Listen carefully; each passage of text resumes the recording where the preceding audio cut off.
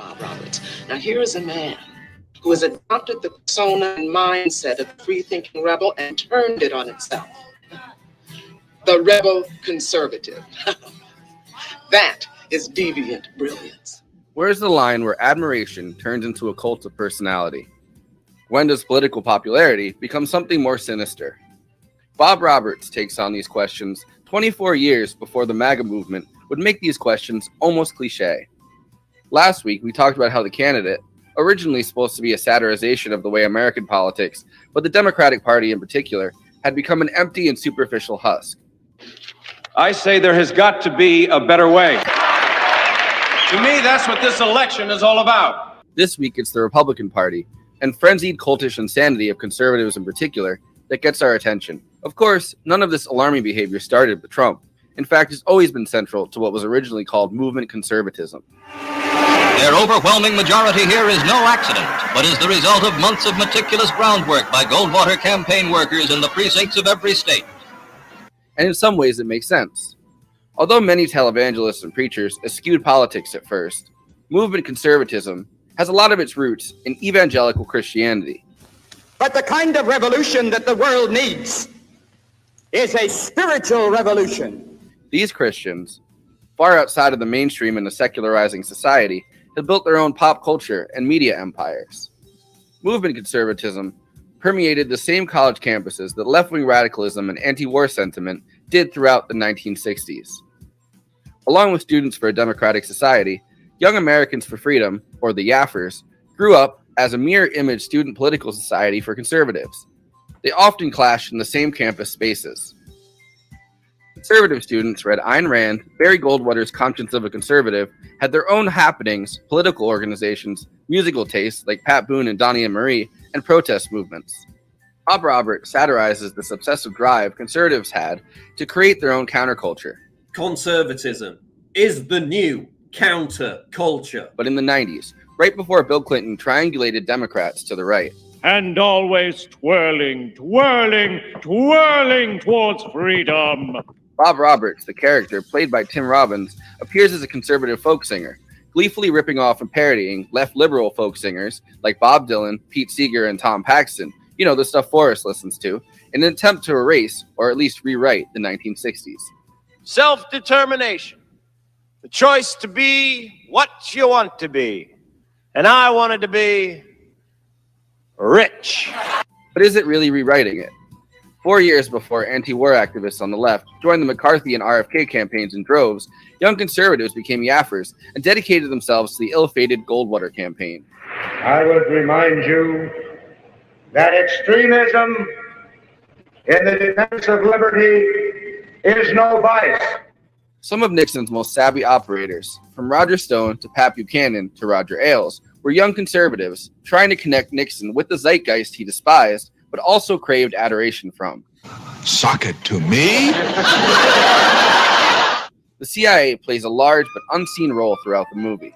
Both Giancarlo Esposito's Bugs Raplin and Gore Vidal's Senator Brinkley Paste seem to be the last crusading liberals who care about CIA malfeasance in post-Reagan America. Before its current incarnation as an anti-drug organization, Broken Dog bought transport planes that were involved with the smuggling of drugs. And why not, I guess? The Iran-Contra scandal fizzled out, and George H.W. Bush was a literal CIA director connected to the Kennedy assassination by friend of show Joseph McBride during the 1988 election.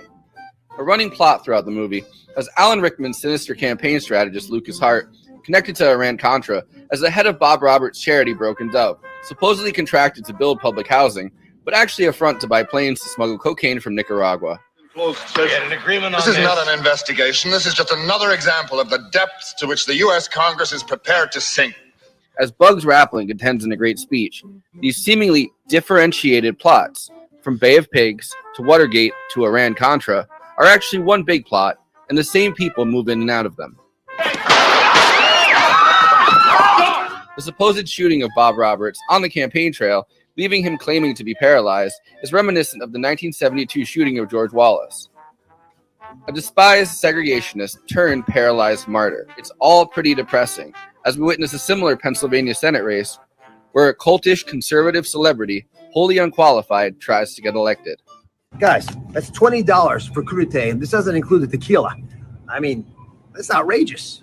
In the MAGA era, nothing has changed. The same names, Roger Stone, Roger Ailes, John Bolton, Elliot Abrams, just keep appearing. Elliot Abrams is a right-wing hawk who was convicted in 1991 for lying to Congress during the Iran-Contra scandal, but he was later pardoned by President George H.W. Bush. Bob Roberts crusading liberal characters seem almost idyllic. Folks don't realize something. You can't kill the truth. Bob Roberts is not going to be stopped by any bullet. He'll be back, and man, you better watch out, because he's headed straight for Washington. Anyway, before I introduce the panel, let me say, please like this video and subscribe to the Movie Night Extravaganza YouTube channel. Also, we are now monetized, so if you have any pressing questions during this live show, send us a super chat. We are absolutely obligated by international law, human rights law, to answer it. We also have a Patreon, patreon.com/Movie Night Extra. All of our after parties are available on there forever. Okay, let me introduce the panel. J. Andrew World, illustrator, book cover artist, comic designer, and artist for Give Them an Argument, co-host of Movie Night Extravaganza and Bad Takes. Conan Neutron, host of Protonic Reversal and the frontman for Conan Neutron and the Secret Friends. They just got back from touring on the East Coast. Christina Oakes, when she's not dog-sitting, you can find her streaming on Twitch at twitch.tv/cosmopolitics. You can find her on Twitter and Instagram at @cosmopolitics and on Patreon. Throw her some subs on Twitch and join that Patreon. I, of course, am your long-suffering host, Forrest Miller. Without further ado, let's get started. So suffering. So oh boy. the pain. Stop the count. Stop the count. He's suffering too hard. I'm suffering from. Ralph Warnock's in the lead. Yeah, 1% of the vote. I think he's. I can't see people like voting to put Herschel Walker in there. I just can't. Like if it wasn't just this deluge of like constant fucking scandal, right? Like if it was just the one abortion or like his kid hadn't turned on him, like if he had, I think 50% less scandal, I might be like, yeah, no, he'll pull through. But I don't know. I can't see Herschel. I can't see people wanting that guy after I will say this. At first, it was like Warnock's really far ahead, and then some red counties came in and they were close, and now it's back to because they're getting Atlanta votes now, so it's like 70 to 28%. So we made it 2.3 seconds before we started talking about the results with 1% reporting, so that's pretty good. That might be a new record. I'm not. I just want to point out for the jury, I didn't do it. Yeah, exactly. Let the record show. We are going to be doing wall-to-wall election coverage after we talk about the movie. And probably after I eat a little bit of food because I have not eaten today. Oh my God. I realized right before going on, and I was like, my stomach, why is my stomach like bugging out today? It's because I haven't eaten really and I haven't slept. All right. Fantastic. So I'm there's nothing. I'm a The man thing I love falling apart. The thing I love most about election coverage when people bitch about being late because they live on the East Coast and they're old and they go to bed early, and B, when people are bitching about being inconvenienced. So we're right down the line for being an actual like doing election results like newscast because people are already complaining about it. Yeah, more and more people. I'm not. Exactly. I don't feel inconvenienced. I just treat my body like shit. 70% of the vote is it. So it's cool that we're talking about the Pennsylvania Senate race. It's just that we're talking about the fictional one from 1992 instead of Bob Roberts and his famous crudité. Bob Roberts would not have made that mistake. Bob Roberts is a much better candidate than Dr. Oz. To be very clear, Bob Roberts actually, as a candidate, is very good. He's actually very, very sharp and calculating. Like he knows his audience. Like he definitely works the media objectivity angle over and over again. Yeah, like perfect examples, like when he's getting interviewed and like the newscaster lady like kind of tips her hand of like, I'm basically finding him repugnant. And he does the whole like, well, you're supposed to be objective, blah blah blah. A whole speech that just wouldn't exist now because the idea of objective journalism itself is just like. Well, I mean, it's the fake news thing. He would have just been like, "You are fake news." Fake news. Exactly. Oprah, young, and she is supposed to be Oprah. And the crazy thing is, I watched this movie on Thursday, and a couple hours before that, Oprah endorsed Fetterman and said, "Don't vote for Dr. Oz." Right. So it was like she made Dr. Oz. She is culpable for Dr. Oz. Yeah, and Oprah never never gets brought up in the conversation. It's like, yeah, nobody would know who that guy is if not for Oprah Winfrey. I've heard it a lot, like in this race. I haven't heard that. Like I haven't heard it before this year, really. Like I haven't heard too many people. I mean, I've heard it with Dr. Phil. I guess she kind of created a monster that is Dr. Phil, who you know, dragged fucking Matt Walsh into the sphere of everyone knowing. It's really just like damaging media figures just dragging each other into the public space, like over and over again. It's like a chain. It's like a human centipede of. No, it's just the human centipede. But I mean, you see why I thought this would be perfect to actually cover on election night, right? I mean, like it's like this is it's prophetic, but it's just like this. This is what it is now. This is what politics is. I believe the word you're looking for is prophetic. Well, and it's something like the sneaky media objectivity line that he uses over and over again, where he's like, "You're supposed to be objective, which means you're supposed to agree with me or not question anything that I say." Or it's the demand that people. I mean, that's just been taken on full, like without even pulling for the objectivity line. Like fake news is just that, right? Like fake news is the moronic like caveman version of that, kind of, where it's just like I can't say like objectivity. I don't have that word in my vocabulary, so I'm just gonna say you are fake news. You are fake news. and like everything terrible, it was given to us by the Clintons. It was the beginning of the working the refs. It was like working the refs as like, well, you're supposed to be like balanced. Is what's about. It's a liberal media bias, like that stuff. And it was the beginning of the work in which everybody turned to an art pre Fox News. This is pre Fox News, guys. This movie exists before Fox News, not before like the right wing media empire. Don't get me wrong. Yeah. Like before Fox News. You are Fox News. You are. Go ahead. I mean, this is after AM radio, and talk radio really blowing up. We having, the rise of Rush Limbaugh. This is a reaction to that. Still huge in Wisconsin, by the way. Right wing talk radio is like huge in Wisconsin. It's just a water bottle. This is Zen water. This isn't shampoo bottle. You're gonna want to check out the later show, sir, for if you want to see some serious drinking, and also see apparently 100. You will be drinking some shampoo then. Yeah. On an empty stomach. They say never to drink shampoo on an empty stomach, but you know what? I don't care. I'm I'm good calories, man. You need those calories to get through tonight. Do you guys know that I am a police officer, by the way? Dun dun. Is that your idea of a? You got the haircut for it now. Yeah, you do kind of have a cop haircut. That's true. Yeah. No one else in the panel would get mistaken for a police officer. I wouldn't either. Although I might get mistaken for an undercover trying too hard to look like a total mess. Like that might be what I get confused for. Like I would like to propose a police style buddy movie where everyone does dress like how we dress and has our personality types, but are cops. That would be good. It'd be like a Reno 911 kind of thing, but us. Anyway, thank you. We'll star in that. 45 Jump Street. I just want to see Christina bust people in the Corel DeVille outfit. Is really what it comes down to. And Andy to give like a stern talking to with like an open-throated cowboy shirt, like whatever. It's a visual thing. There was this meme yesterday that was like, "This is the future liberals want," and it's like someone like a blonde woman standing on top of a hill, and it looked like Christina holding a fucking whip. Like it was the kind of shit she wear for like for cosplay too, and it was just like this is.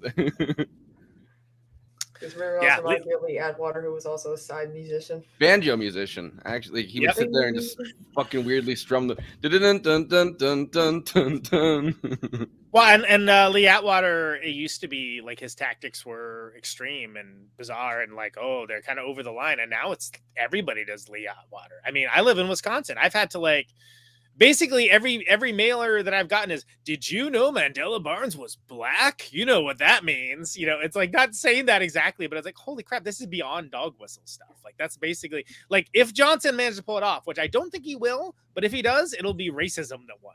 Right? I mean, I literally had Stephen Miller's America First Legal Pack run ads saying that Joe Biden put white people last, and Kamala Harris said that COVID checks should go to illegals first. So exactly, let's just say whatever we want. Well, living in a blue state, I don't get that. And that's bringing it back to Bob Roberts, right? The idea of objectivity. We're past the idea of like we've had two different. More than two different kinds of reality, but like in in journalism, right? Like mainstream journalism, like we've created two different, very separate realities. Where one is like, you know, liberal, like I don't think that's accurate, and I'm going to fact check it right now, and nobody gives a fuck. And then the other one is just like nobody cares, nerd. Yeah, and the other one is just like, you can just say whatever. Like, there's no limit to what like Sean Hannity or fucking Tucker Carlson or somebody can say, right? That they can just say whatever they want, and like, you know, I'm entertainment. I'm not news. I can get away with not being sued. But they also, I got the papers right here. They're all lizard people.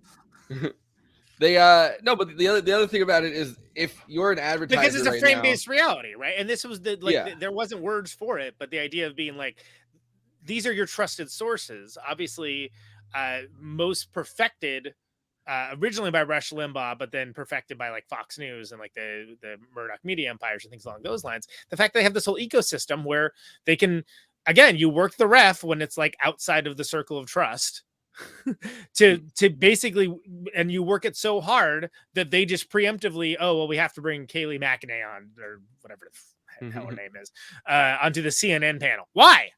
Because you need like a ditzy blonde chick that, like, you know, has decided it's more money to be conservative and talking, and then like worked out great for her. She ended up working in the White House, and then like, you know, she's a media insider. I'm sure she'll be back on CNN and hosting a show. Just no, if you're conservative, you're not an insider. Somehow you're not establishment. That's what. Well, they have what's her face that worked for Bush that like literally took over like one of the slots on MSNBC. It's like, really?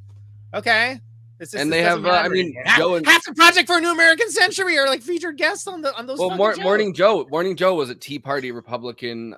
You know, he was the Gingrich Republican. He was also like part of that Tea Party movement, like right. Sorry. Anyway, you know, chumming the waters. I'm pretty sure, he ended up apologizing for that. I think later he was out of on. office at that point.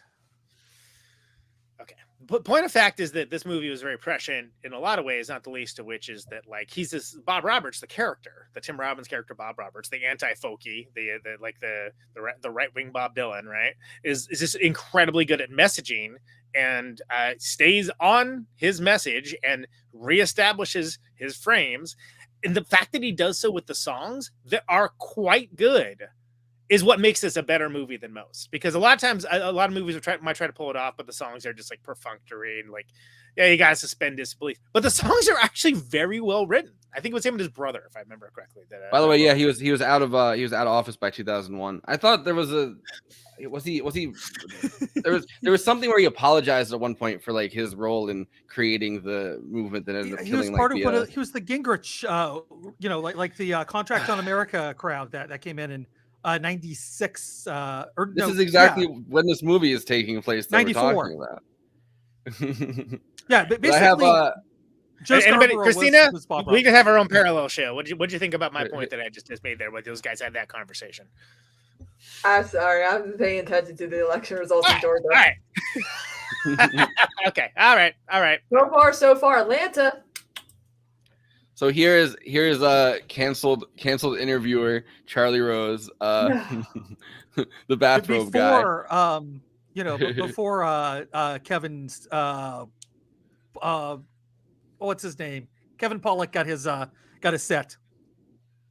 So I feel like maybe like close your eyes within this, and you know, you can hear Tim Robbins describe his politics in this, and I'm pretty sure this is the clip that I pulled for this. And you can hear him, and if you close your eyes, you can't really tell a difference between what he's talking about, besides the names of the actual, you know, like progressive senator. He mentions like one progressive senator, I guess. But like if you switch that for like Bernie Sanders, you can't tell a difference between what he's talking about here, I don't think, and like a conversation we'd have today about establishment media. So I kind of found this fascinating. Many people as you possibly. But when you went around to raise the money, come back to the political activism, but when you went around to raise money for Bob Roberts, did they say, come on, Tim? I mean, all you're trying to do is raise money to make a film that, in a sense, promotes your own political agenda. Well, not really, because my political agenda has nothing to do with Bob Roberts' political agenda. No, I know it doesn't, but it was almost like you were satirizing his political agenda. Yes, but at the same time, I was satirizing Gore Vidal's and Bugs Raplin's, you know, the other characters. I think there's a certain amount. Of course, I don't want to promote Bob Roberts or the Bob Roberts of this world, but at the same time, it's not a simple black and white issue. There are all kinds of grays in there, and I think my major ambition in making that film was to create something that was about something, but also had a good sense of humor, not only about its subject, but about itself. Something that could laugh at itself, something that did not take itself so seriously. I think it's real important to have a sense of humor, especially when you deal with these things. But politics and music. Yeah. Did you write Bob Roberts? Was it? Yes. You wrote the screenplay? Yes. Yeah. And my brother wrote the music. And whose idea was it to cast Gore Vidal? It was my idea. And where did that come from? Well, I Because met it's him. perfect. I mean, it is an extraordinary performance. Oh, isn't it great? Oh. It's like you talked to him, and he said it was as if his grandfather was with him the day he was shooting that. Just tell the story. His grandfather, because he used to read. His grandfather was a senator who was blind, yes. And he would read to him when he was like a teenager. Right. As I remember. It was very interesting, and he. What happened was I just set him in front of the camera. I said, "Okay, here's the deal. You've just been defeated, and I'm going to talk to you about America, about Bob Roberts." Yeah. And he just started talking, and as he was talking, he started to open up more and more. And before you knew it, there was this incredible tragedy in his eyes that actors can't reach, And it was really a moving experience for me. Because he was reflecting his own sense of.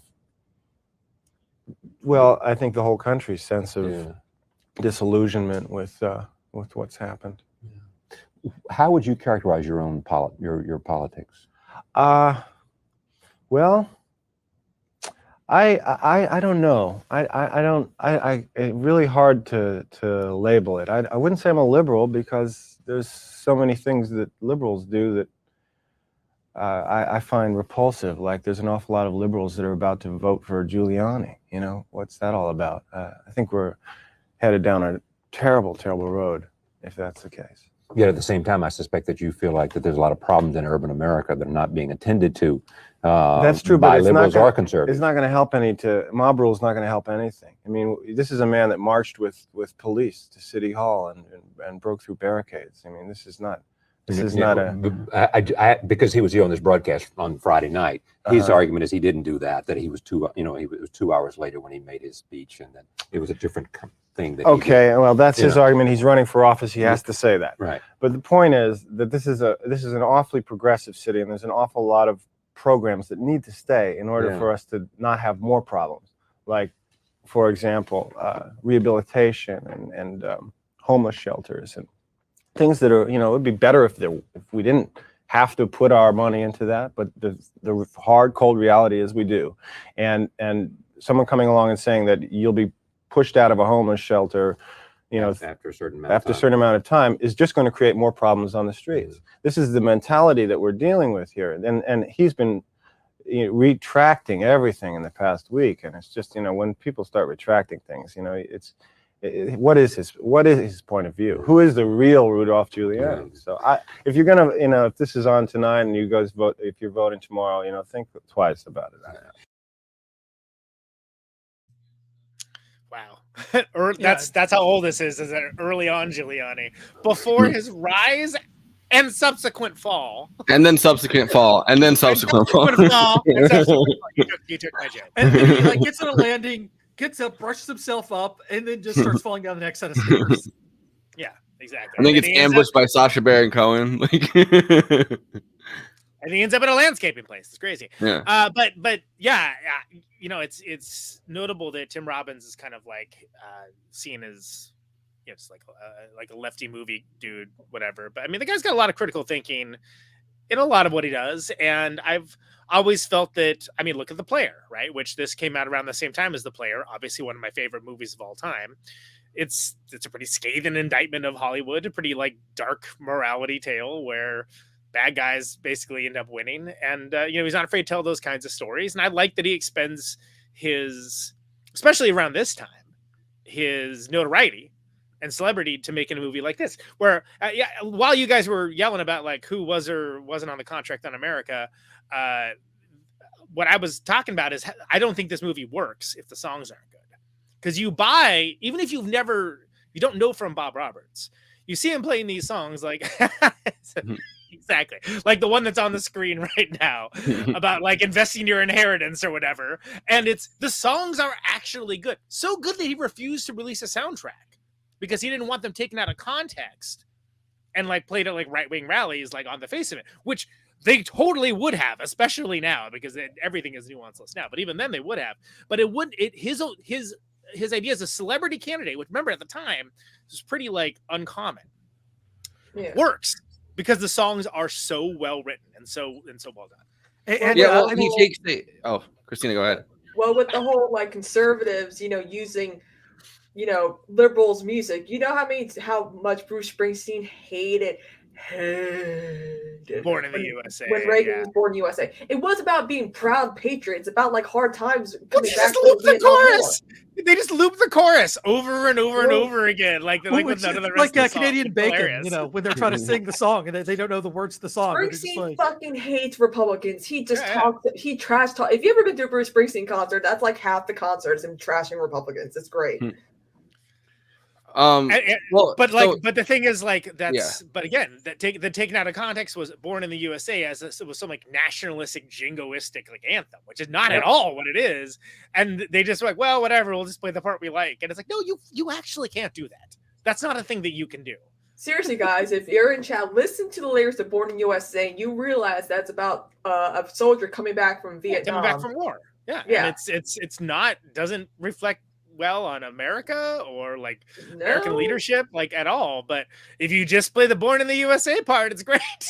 We're playing with during the 4th of July, man. So a perfect segue to talking about the music in this is that my favorite like Tom Paxton song, What Did You Learn in School Today, right? Like he takes that song, Bob Roberts has an exact conservative remix to it, and I was just listening to it in the car before I watched this, and then I was like, fuck, that's the song that I like, but his version of it is about how you can't pray in school anymore and God's not welcome there anymore, and it's the exact same rhythm, like slightly changed, but like the exact same rhythm, the exact same cadence of in the original song, it's I learned the police are my friends. I learned that justice never ends. I learned that murderers pay for their crimes, even if we make a mistake sometimes. And that's what I learned in school today. And his version is like, you can't pray in school anymore. God's no longer here. Like we're not like. So he's taken it and turned it into the most superficially depraved evangelical expression of conservative grievance. In the grand tradition of folk music, which a lot of which is like reappropriated, recontexted, new lyrics added, but for purposes that are deeply hilarious if you have a sense of humor about such things, but like obviously not, on the face of it, like repugnant. but really hilarious to be like, oh wow, it works that way because of course there could be just like remember at one time be like, oh, there could be someone who's like on a reality show who ended up running for office. Oh, wouldn't that be crazy? Right? Be like, oh, there could be like a right-wing musician who, did this. Like, and it works in that same way. It's not exactly apples to apples, but it's close enough. Well, and it's kind of fascinating that at the beginning they show like the spin quote or whatever they make up and the billboard quote kind of where they're like, trashing his music. And then he actually becomes popular, but he builds his own independent like operation of just businessmen. And then you see the really sketchy scene where they're all fucking Wall Street brokers in his roving fucking stockbroker, like Wall Street. Yeah, and it's the exact same sort of operation that the way they would get these books by Rush Limbaugh and whatnot on the bestseller list is they would just buy like boxes and boxes of books in bulk with no one to actually read them. But it gets it on the bestseller list, and then you just remainder them out. And that's why if you go to any thrift store, like in the United States of America, you'll see like Sean Hannity or like whatever, Tucker Carlson. And because like those are just like some of the remainder books, like get rid of these. And like some of them end up at thrift stores. Most of them end up like in the dump. And they still do this. This is the thing that literally still happens. But if you have people that are just like Scrooge McDuck sitting in your gigantic money bin that's like funding your operation, do the same thing. So does it suspend credulity at all to be like, well, what if somebody got someone to the top of the Billboard charts by buying records? No, it's exactly the same thing. It's exactly the same thing. Well, and I mean, to bring it to the Goldwater point that I was making at the beginning of it, right? Like the first kind of movement conservatism, like almost carnival atmosphere that like Trump rallies have now. You know what I mean? Like people go there, they try to sell their wares, like Trump T-shirts and like. But the Goldwater ones, people had built their own music things like the Yaffers and stuff, and they had like the Goldwaters as like a band singing about fucking conservative values. Like they did have that exact kind of thing that you see in this. The only difference was they weren't like a pop act, basically. Like they were. It was niche. It was like political music, and it was like niched in a certain way. Whereas the conceit here is that Bob Roberts is like, you know, the equivalent of like a John Mellencamp or something along those lines, right? Like as far as notoriety. Later, if you remember, the Christian conservatives were trying to become like hippies for a time, and like you had hits like "Spirit in the Sky" by Norm Greenbaum, which you know was kind of out of that that vein, which is kind of a jam, to be clear. But yeah, no, it's a great song. Don't get me wrong, I love that track, but that guitar hook's great. But the point is that there was an actual 60s musical movement of conservatism that was around there, you know, trying to co-opt the hippies. And it's not just what was, you know, what Forrest had at the beginning of, you know, Nixon doing it. It was there was a lot of Christian conservatives doing that, trying to make this weird like hippie Christian fusion stuff. I still remember some of that a little bit like left over as a kid in the 80s. Like there were like the dregs of that were still around there, and you could find that in church. Yeah, let me read this so that I can get it off the screen and you can not be like Wilson in Home Improvement. I was 20 years old when Bob Roberts was released. It was so freakish at the time that Bill Clinton was running as a pro-business Democrat after defeating pro-union Tom Harkin in the primary. Tom Harkin. Anyone know off the top of their head where Tom Harkin was senator from? Fucking Iowa. Like they had like the most solid Democratic senator was from Iowa for many, many, many years. One of the reasons why the Iowa caucus is such a big deal, frankly, is Tom Harkin. Well, I mean, similar with, you know, I mean, Idaho is now like a conservative stronghold, but like Frank Church, you know, there's a lot of people in Idaho that still like he was the you know, like the Senator Pace or whatever. Like he was that kind of senator, like someone who really was crusading against the CIA, against the intelligence service. And Mike Gravel from Alaska. I have an update. Rand Paul won. I mean, that was who? That. I don't know her. And surprisingly, with over 500,000 votes counted for so far, Raphael Warnock is still in the lead against Herschel Walker in Georgia. I just can't see anyone besides like the most deeply depraved Republican. Number one, if they're all racist, why do they care which black candidate really won? I mean, in the end, you know what I mean? Like they tried to run. There's nothing from DeKalb County. There's nothing from Douglas County. Nothing from Cobb County. Yeah, there's still that's. We're going to be talking about this at the show where we're actually going to be talking about election stuff for sure. Like that's not going to be settled early, but that's still that does portend well for sure. Portend, my good sir. Well, but I think it's key to like think about how much times have changed, right? Because like Brickley Paste is the amazing Gore Vidal, who was like things one of my have changed with Bob Roberts. What's that? Times are changing back. Things have changed since Bob Roberts. Oh yeah. Times are hopefully not changing back, but or maybe they are, depending on where you're at. If you're in Iowa, maybe they are. But like, so the Gore Vidal thing, I have the most amazing clip ever to play. Okay, let me just real quick. Yeah. One of the things I love so much about the Brickley Pace character is he's perfectly endemic of a certain type of old school Democrat, like the policy and comedy sort of old school liberal.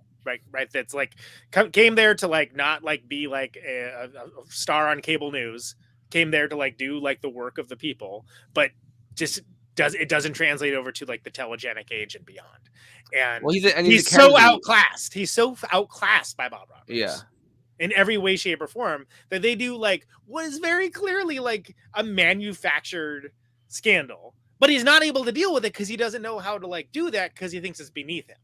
Which is how often has that happened where like some Democrats like, well, I'm not going to answer that. That's beneath me. It's like, no, people like literally just going to like, now they just believe it because like, you know, he didn't get it out there quick enough. And now, I mean, Hillary Clinton in the email scandal, you know what I mean? Like it was a perfect example of that. But I love the character. I think the character's great. And there's some great Gore Vidal isms in the film, which Tim Robbins clearly like, yeah, man, go do your thing, man. Go. We're here for it.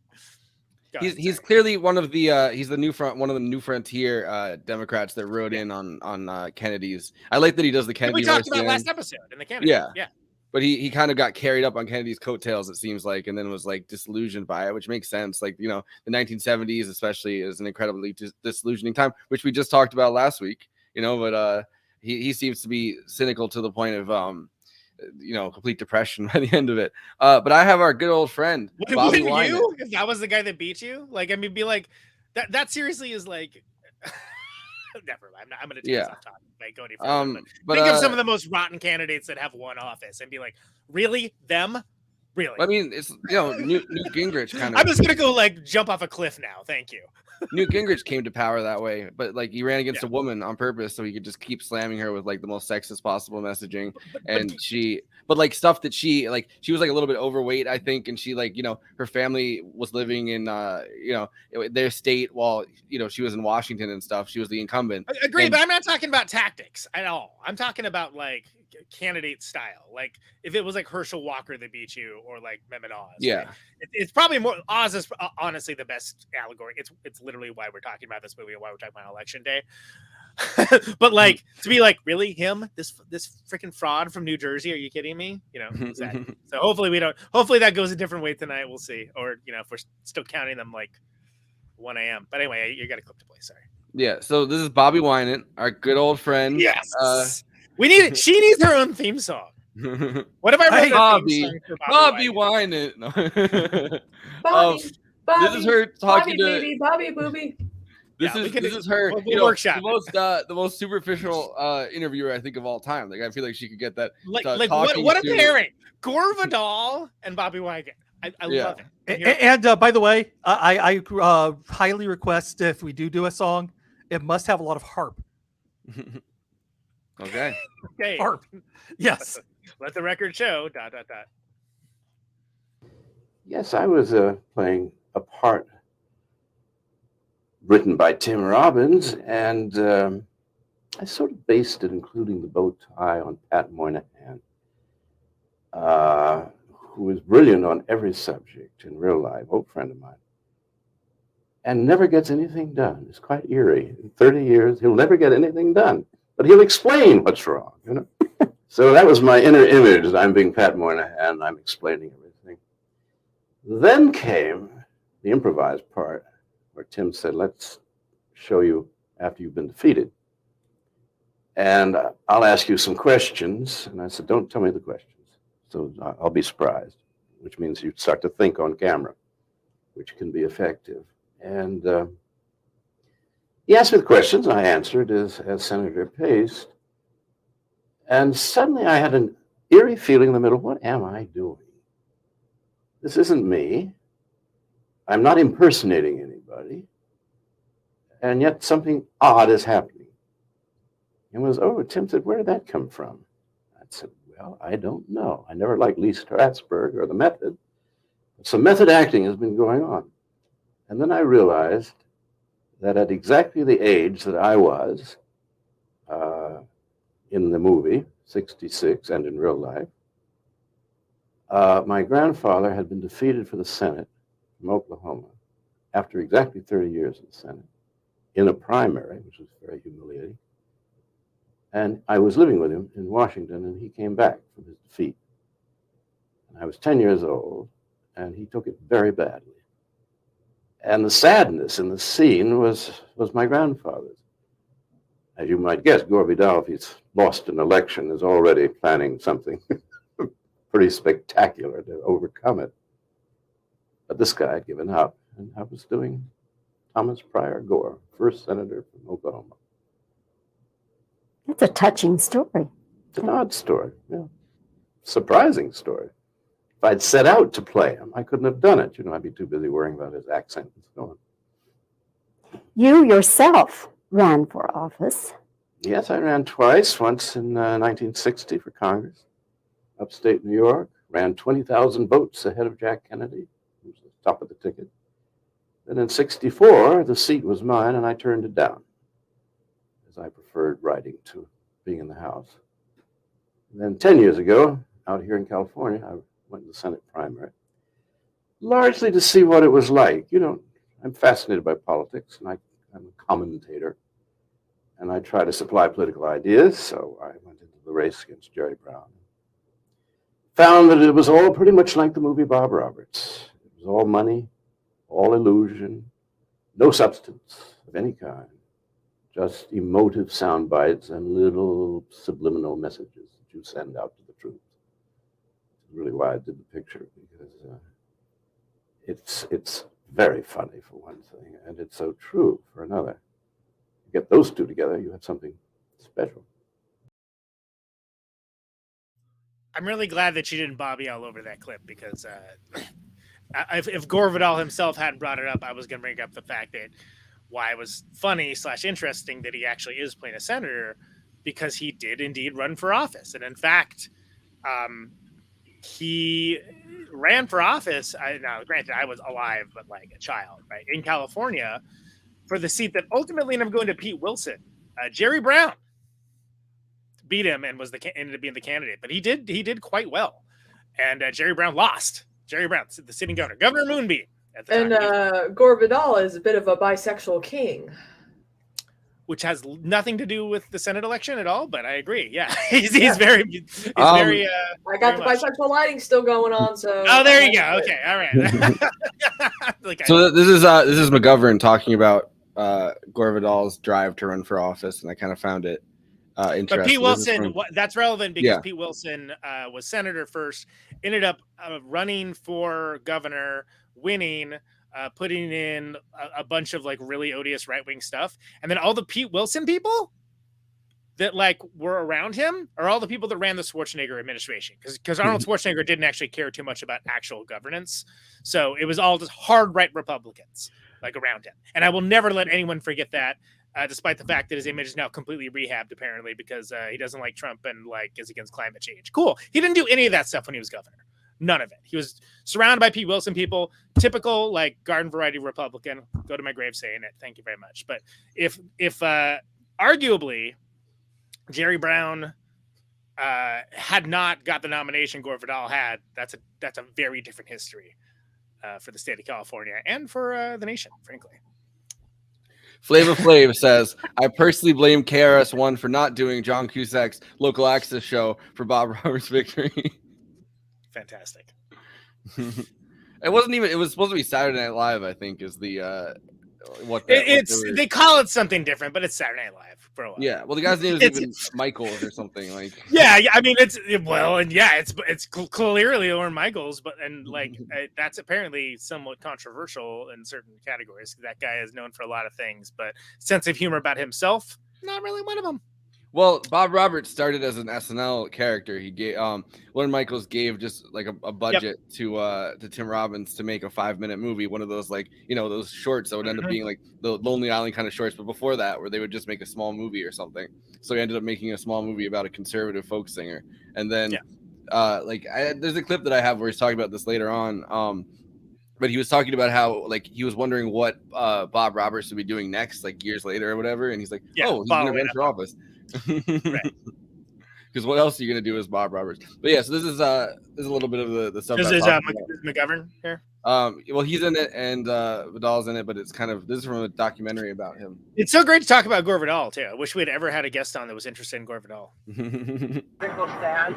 Do I think that being gay has anything to do with my political stance? I have never said that I was anything at all. I am ecumenical.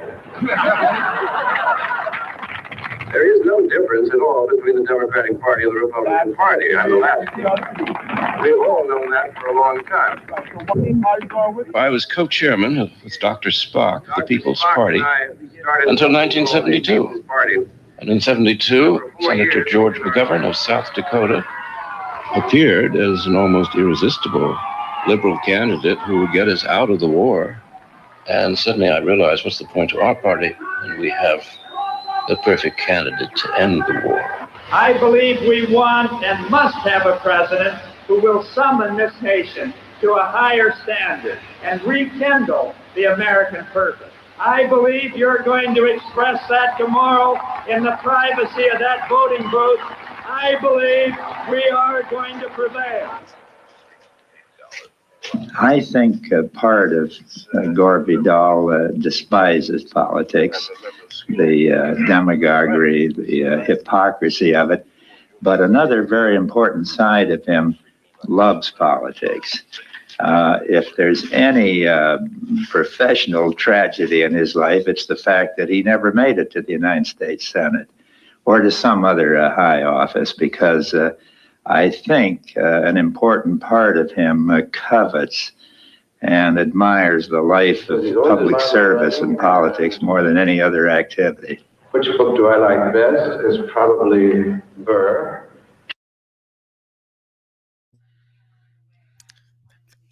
McGovern is an interesting dude in history. That's all. That's what I'm gonna say about it.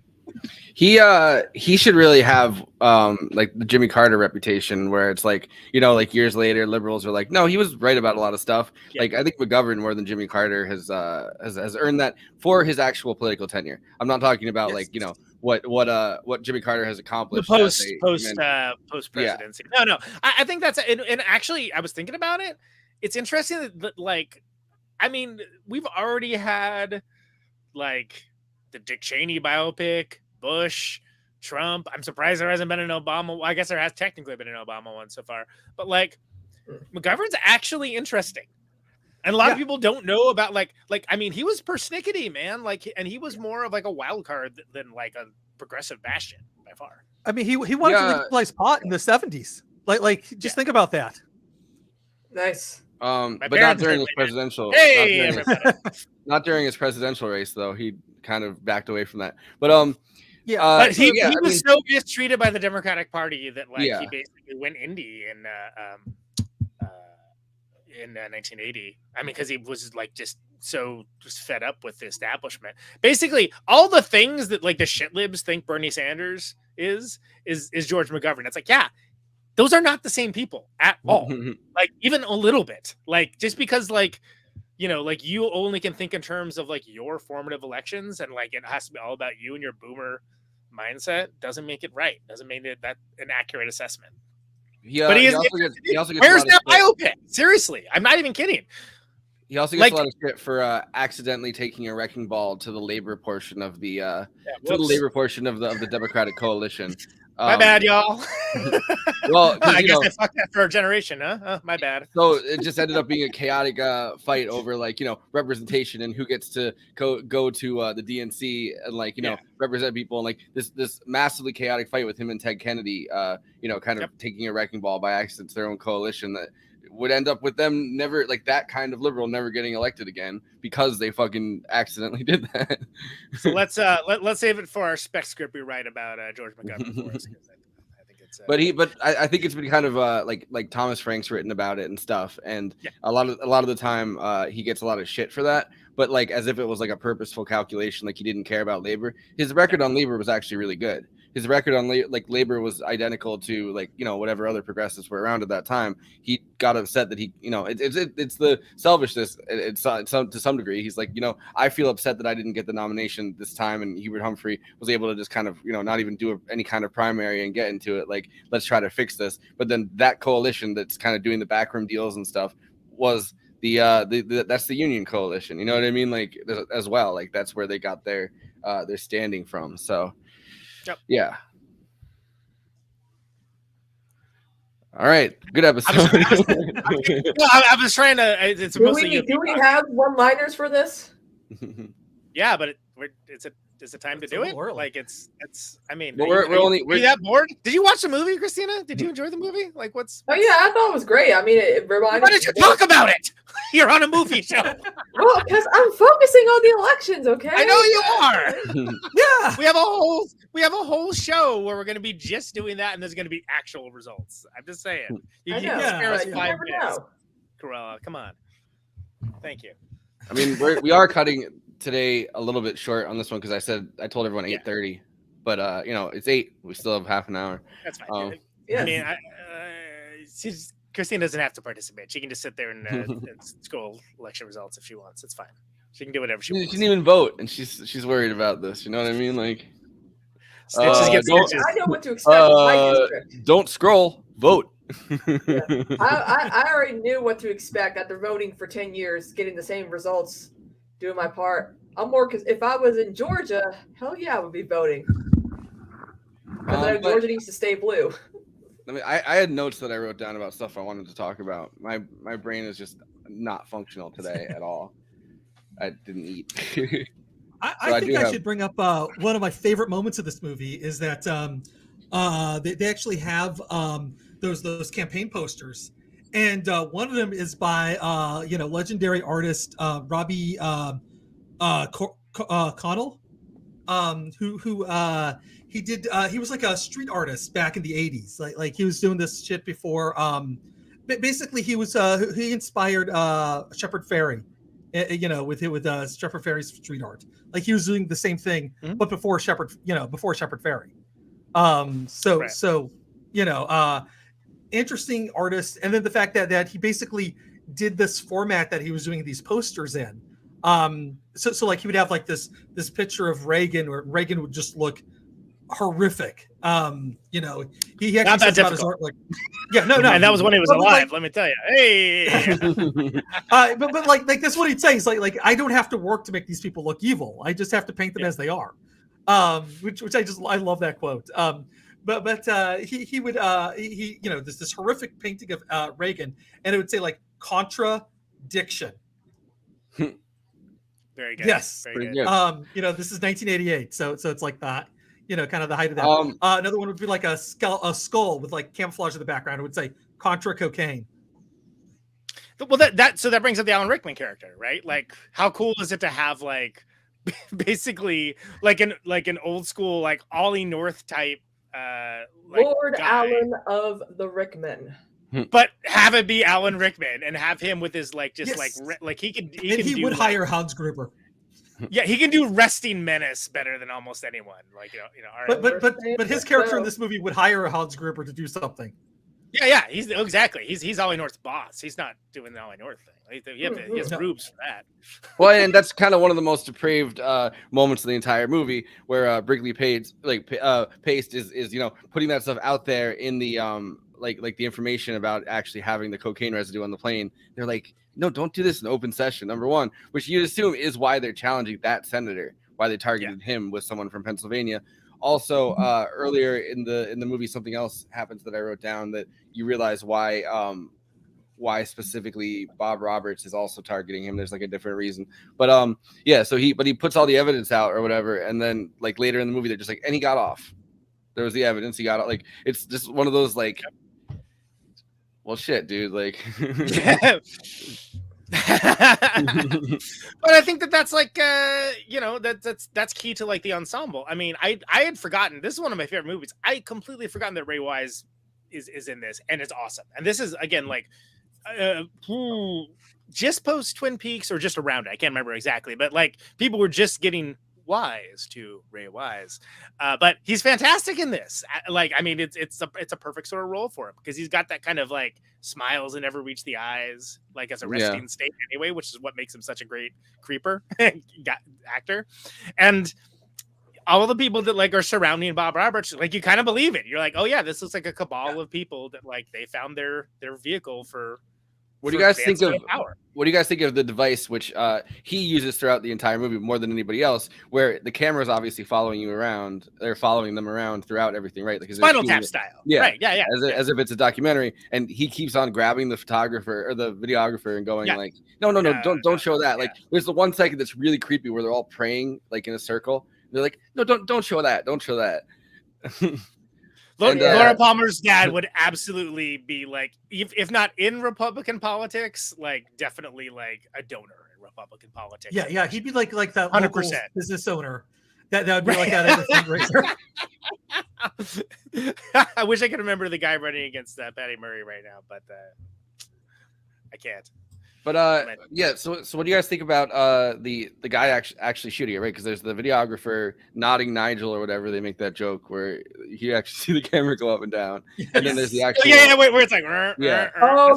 You know what's so interesting about that is I'm reminded of the Bernie versus Trump, the two comedians who impersonate Trump and Bernie during like 2016. when they did the dueling, Anthony Ackham, they did a Shot the Road documentary where Trump gets his hair done, and he's like, okay, you can't see this. Move the camera. And he nods like up and down, shut it off, and then he goes back up, and you see all his hair, his balding. I mean, there's probably a reference to this movie. Yep. Yeah. Yep. As is the name Sideshow Bob Roberts. Like that really is Sideshow Bob's name and Kelsey Grammer's name in the fucking This sentence. film is very influential, more than we actually like to believe, or people like to people forget. Yeah, people that are not named Conan Neutron anyway. But I'm glad you get that, because that's one of the reasons why I wanted to do this, and I wanted not have it be the first one, but I wanted to have it placed in a position of prominence, because it is it's influential in a lot of weird ways, and down to how newscasters interact with candidates. Oh my God. And like all the newscasters are phenomenal in it, because you got Fred Ward, you got James Spader, Helen Hunt, what's her name from Rocky Horror Picture Show? Who Susan Sarandon, his wife. Susan Sarandon, yes. Yeah, they're married. What's her name from Rocky Horror Picture Show? Oh, do you mean Susan Sarandon? Yeah, the one who liberals all President mad. Susan Sarandon, who's apparently the cause of all phenomenal. I want my tits to look as good as when I reach that age. Yes. Yeah, no, the newscasters are really good, but what do you guys think about the transformation that the British presenter has by the end of it, right? Where I like that moment of kind of honesty where he's because the Jack Black, this is his first movie, and he's kind of interviewing everybody, and they're kind of giving him unfettered access, because obviously he is the objective in the sense of just trying to tease out what's actually going on kind of person. So you see him interview everybody Jack else. Black's just incrable too in this. Just it's so fucking creepy. Yeah, I was dimly aware of his presence, but this is what I think it's his first. It's either his first movie or one of the first. I can't remember which one. But they're asking those kids. It's his first feature film. But Well, I wish Thomas Frank was going to be a movie night extravaganza podcast tonight. What about that, Sean Moon? Boom. We're Facebook friends. Me and Thomas Frank. Yeah, I love that. I love that dude, man. That guy I added him when I was making that Jackman documentary with his stuff. I made one about one of his books. I would love to have Andy randomly bring up Stargate references with Thomas Frank around. That'd be great. He'd probably love it. He probably would love it. It seems like he probably watched it. You ahead. He was on the third episode of Give Them an Argument, where Ben hadn't gotten his footing altogether, and it seemed like his amount of energy that he brought versus Ben's kind of awkward, trying to lead this conversation was like watching a ping pong ball go around, or a fucking pinball machine go around and around and around and around. Frank's very good. He is, in his weird kind of nerd way, telegenic. He's engaging. Wes Moore wins election for governor of Maryland. Okay. I don't even know who that is. The big thing with Maryland is they've had a Republican governor for a while, if I remember correctly. Yeah, right? Larry Hogan. Who thinks he's going to run for president again? Really? All right. I only know that because he sounds like a sandwich, and every time I hear him on the news, hear his name on the news, I'm like, that guy sounds like a sandwich. Every time I hear it, I'm like, delicious. So the line that I was trying to find is I don't know if I like him. I don't know if he's healthy for your country, which is not a question we really ask anymore. That's funny. It's Westmore, Democrat, wins governor's race in Maryland, 0% of votes in, and that's why Republicans have conspiracy theories. I know why they say that, but it's hilarious. It's like within wait an hour. Within the results, it's 56% votes are in out of the 26% of voting in total. I'm like, you have to break down the numbers. And part of it's predictions and and we can talk about this on the election special. But I do think it's hilarious because I was curious. So I popped it up and it was 0% of votes in, winner Westmore. It's I could see where if you were less of a nerd about these kinds of things, where you might be what? But they also just do it to repeat whatever the allegation is against them. Let's whatever you were talking about. Let's talk about that. You're gonna watch Katie Halper instead of us? All right. What the fuck? No. So he says, Sean, thanks for listening. we're gonna bully you as you head out the door, I guess. Come back another time. He says he believes in you, Jack Black's creepy ass, and this says he believes in you, sticks up for you. He goes, in what way does he stick up for you? He goes, he's righteous. He believes in America. He believes in making money, getting rich, not like the sensitive liberals who make you feel responsible for everything that's gone wrong. I think that it's that grievance kind of thing, right? Where big incel energy too. Yeah, out of that whole crew, Jack Black and the other two dudes, where it's oh yeah, this is like the original trench coat mafia. Well, yeah.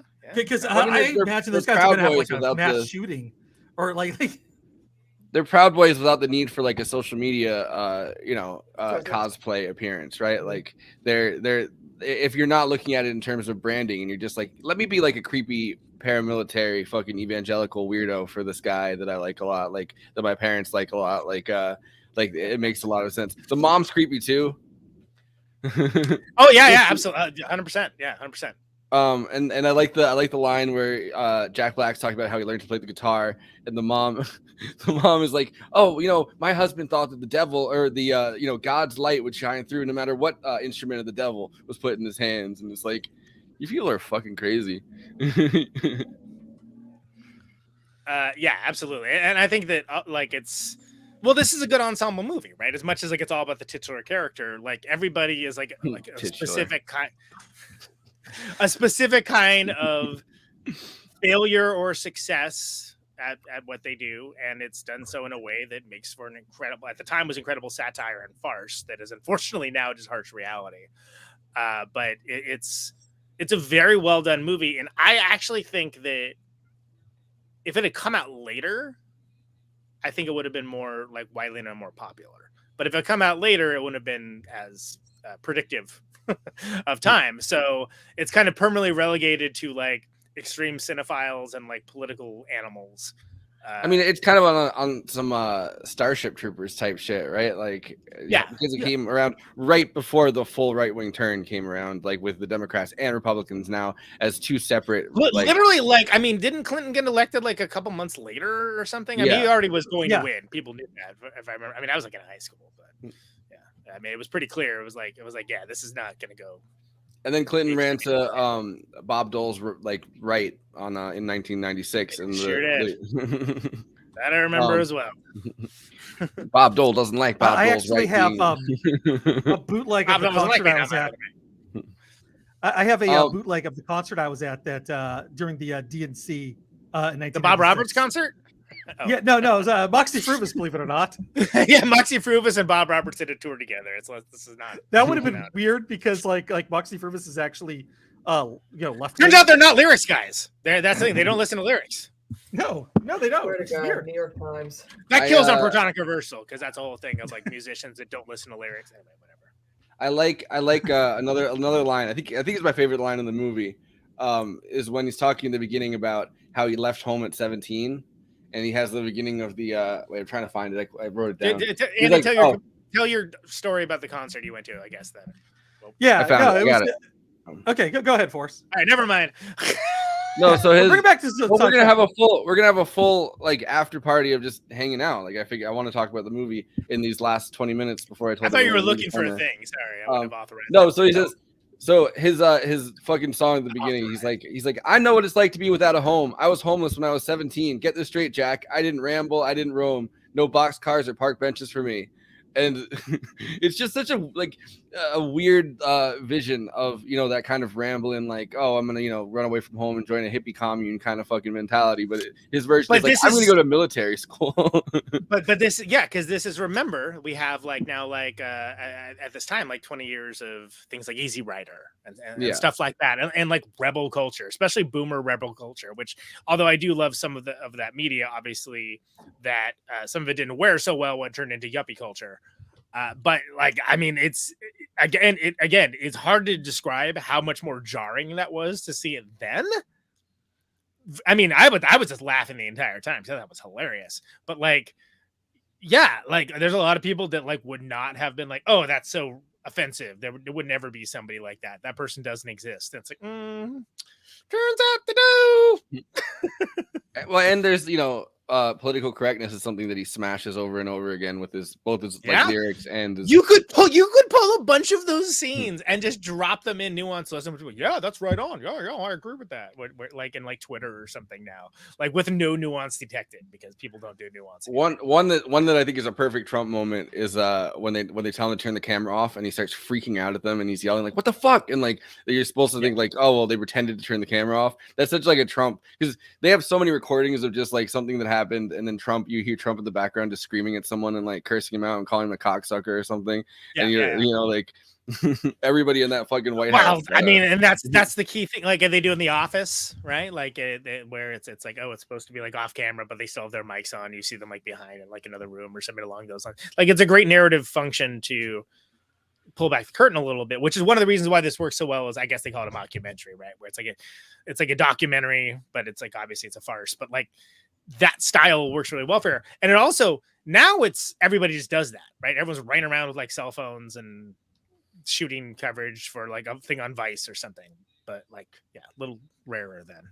Yeah, you want to do letterbox one-liners because Ben just said, you know, for our second stream that he's gonna have to hop off around 9 to do a live election coverage on a different thing. So want to try to wrap this up. We're okay. So now it's on time. we're gonna adjust our show for someone who's not on the show. Got it. All right. That's fine. I mean, I think like. Well, I mean, you told me to keep it to 8:30 anyway. Like I'm trying to keep us in a. This is why we have a private chat. So, hey, everybody, Letterboxd is a place for film lovers talk out with and to each other about the movies they love, the movies that they didn't love, the movies they're weirdly thirsty for to vote. And, of course, all of this is a bottom-up democracy, no Siskel's, no Eberts, very prescient for the 1982 era. And everyone gets to have their say. Bottom-up democracy, best expressed, working it out, Tight Five, the comedy club, front of the brick wall. In the concise and tight one-liner brickley format. Paste wall. The brickley paste wall, indeed. These are letterbox one-liners for Bob Roberts. There you go. Rick Dalton pointed when Gore Vidal entered the screen. That's him. It's Gore Vidal. Wow. Love it. Senator Gore Vidal. That FDR blanket. Oh my God. Chef's kiss. Yeah. Good FDR blanket. Good blanket energy. Can I write in Bob Roberts on election day? No. 100% somebody that did not get the point of this movie. It's just like, wow, he seems based. Yeah. This guy seems all right. The songs are catchy. I'll vote for him. Alpha folk singer Bob Roberts destroys beta cuck lib CIA crusader. Oliver Stone's jaw is on the floor. This is a very Oliver Stone kind of movie, I think. The politics of it for sure. Yeah, where it's like it's like boomer liberal acid casualties. Ever so slowly conspiracy theory. Yeah, very much right down the line. But not Aaron Sorkin. No, Aaron Sorkin can never. Patty Chesky couldn't have told his future this well. And this is, of course, Patty Chesky Network, amongst many other things. His masterwork is Network, as we've covered on this show. But true. 30 years later, this is now a horror movie. I just think 30 years later, this is now a normal movie. This is just. You know, you turn on the TV and you just see a bunch of Bob Roberts running around. Bob, it's just reality, yeah. Oz Roberts. Herschel. You just come up with that? Like, no. Stick with the other one. The other one was good. I'm just saying they're all Bob Roberts, all of them. Speaking of which, holy fuck, we're doomed. Yeah.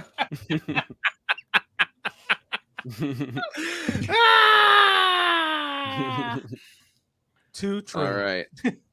Too true. I feel such nostalgia for a time where this felt properly absurd and satirical instead of prophetic. Word. Yep. Yes. Jaw feels. Jaw definitely. Yes. It's like Donald Trump saw this movie and said, "Let's do that." Yeah. Yep. Also, just accurate. Yeah. I'm gonna assume Donald Trump though doesn't know how to play the guitar as well as fucking Bob Roberts. He probably can play the guitar as well as oh god. Dun, dun, dun, dun, dun, dun, dun. What's the guy? I can't think of his name right now, but he got Kurt Cobain's guitar, and like he went to play it, and it was just like he couldn't play it like at all, and it wasn't in tune, and like he paid like a couple $1 million for it. Who the fuck is that guy? Someone I don't care about. whatever. I don't know. The first person I thought it was Martin Shkreli, but I don't think that's who it is. No. He's like a rap guy. Fine, it's whatever. I'll think of it like when I go to bed tonight. Trying myself to sleep. This is so accurate. I thought it was just a documentary. Yeah. You mean it's not? Yeah. Well, Tim Roberts.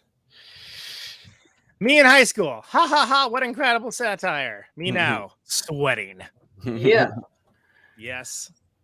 We're almost in a post satire world. I think. I mean, like, you know, it's hard to satire this moment in time. It just feels it's impossible. I would say. Yeah. I mean, like, people that have tried. It's like ugh, like, don't do that.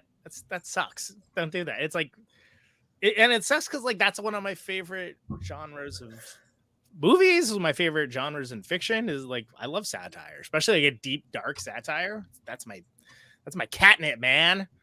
It's my catnip. Not dog nip. Thank you. But those are the letterbox one-liners for Bob Roberts. Of course, please follow the show, Moving Extravaganza on Letterboxd. That's Forrest over there. He is representing the show in all its majesty. I, of course, am Conan Neutron, brokest of, and you can find me on Letterboxd as well, watching all the stuff. Profestic J. Andrew World down there is watching pretty much literally all the stuff as near as I can tell, because there's stuff I'm like, I don't even know this is a movie. How is this a movie? And that if that's of interest to you, check out what he's up to. He's finding diamonds in the rough, doing the stuff, doing the work. Mostly just rough. And some of them are just rough. Yeah, exactly. You're finding those uncut gems. There's so many reviews you do, Andy, where I'm like, I would never watch that in a million years. Like, that sounds terrible, but I appreciate you doing the work. Let me pitch it to you. Danny DeVito making love to a woman, and it's full. You see it in full, right? And then you're never gonna believe this. An alien jumps out and starts making love to Danny DeVito. It's this movie. I don't know if it was any good, but it was a spectacle. It truly was. Truly a spectacle.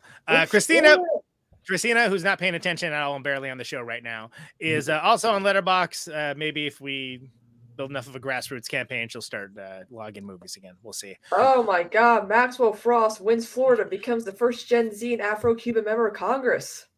There you go. And if you like that epiphany, as well as many others, good, bad, ugly, and indifferent, coming up on Election Night Extravaganza in about 15 minutes. J. Andrew World, take us away with the plugs. For I think we're gonna do the plugs in the after party because I messaged you guys about that. It's just I'm trying to get through this so we can jump to the next one and actually get through everything on time. And the plugs are gonna take up 20 minutes. Yeah. So I'm just gonna jump right into to final thoughts. Christina, final thoughts. As someone who's like a fan of like everyone in this film, I absolutely I did watch the film and loved it because I was like, I like more political satires, please. Because I mean, like when we think of those, we always think of like The Candidate, but this film takes us more with the mockumentary style, like a Spinal Tap thing.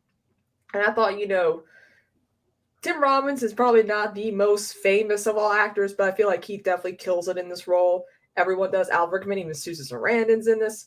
The writing is phenomenal. President Susan Sarandon. Thank you. Yes.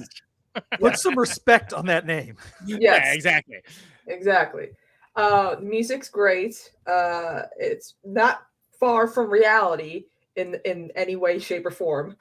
But I highly recommend this film if you're wanting to look into more like political, essentially like satire. And this film was highly referenced quite a bit in our culture. We just don't realize it. Yeah, agree. Conan. One of my very favorite films about elections. he's the anti-folky. He's a celebrity candidate, and that's back when that was just the stuff of farce and satire.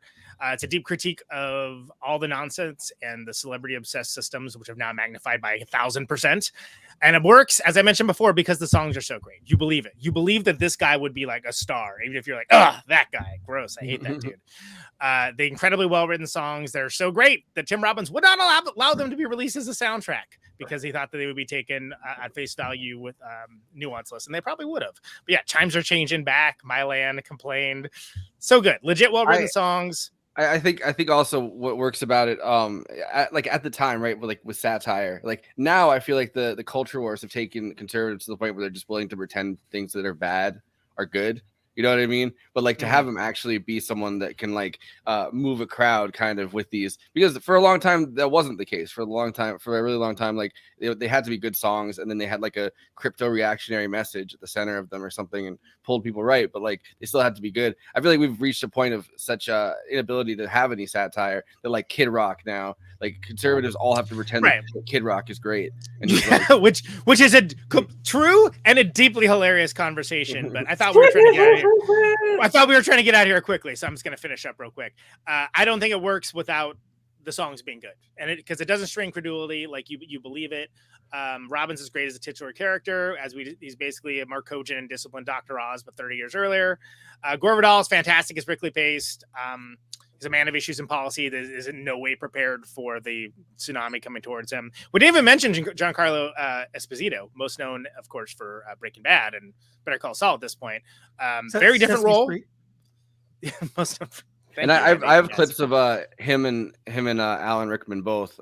If we have some time in the midterm coverage or whatever that we want to jump on that. But yeah, also great minor appearances by all the James Spader, Helen Hunt. Alan Rickman's amazing as the super deep sea reactionary dude. Really great pressure in the worst possible way. Predicted Santorum too. We didn't even talk about Santorum. Like Santorum, basically did the Bob Roberts playbook and in Pennsylvania. Satire that became reality. It's masterful stuff. I'm so glad we got to fit it in. I'm so glad we got to talk about it at least a little bit. And yeah, I think that this is one that I would love to see a big Criterion Collection release with a bunch of extras, because there's a bunch of extras anyway. But I think this is a movie that doesn't get its due. Yeah, it definitely doesn't. I mean, besides hearing you talk about it, I don't think I've seen it referenced now that I know what it is, but I don't think people necessarily talk about it the way that it's one of maybe 10 movies I will absolutely go to war for. As evidenced by me basically taking a crowbar and put it into the schedule. I mean, I had you back. Yeah. I mean, Andy. Yeah. Look, when you get Andrew World and you get Conan Neutron, that's a constituency. Yes. But yeah, Andy, final thoughts. I just one actor we have not shouted out who I thought gives a great performance in the movie is Henry Lennox, who plays the black stockbroker bodyguard guy. Yeah. He's now doing lots of other stuff. Can I see your gun? Can I see your gun? But most notably, he was Martian Manhunter in the Snyder Cut. I think it's probably the best known thing. Andy, unfortunately, you're doing so unfortunately. Well. Yeah, DJ Khalid, by the way, is who I was thinking of that got the guitar and got the. Oh yeah. He doesn't know how to play, and music. He couldn't even play it, and it was just hilarious. Sorry, if you're gonna bring a Martian Manhunter, I'm gonna bring that up because I just remember. Yeah, that's fine. We the best. But anyways, DJ Khalid. It's nice to have seen him, in their, young role. He didn't get too many. He one of those character actors has been around, but it's just nice to see him in there. And I just thought, since we didn't get to mention it, shout him out. And this movie is fantastic. I only first saw it a decade ago. I don't know what took me so long. I didn't even hear about it in Texas when it came out. So. Which is strange because you would have think it's a word of mouth movie. I feel like you have to know someone this way. Have you seen Bob Roberts? Yeah, no, and I wasn't really hanging out with this kind of people at the time. It was weird stoners and this annoying guy who ended up becoming a wife beater. Wow, okay. Is that how we're gonna end this? Well, yeah, I'm kind of outraged here because Conan, you said to me that KRS-One was going to be the musical guest, so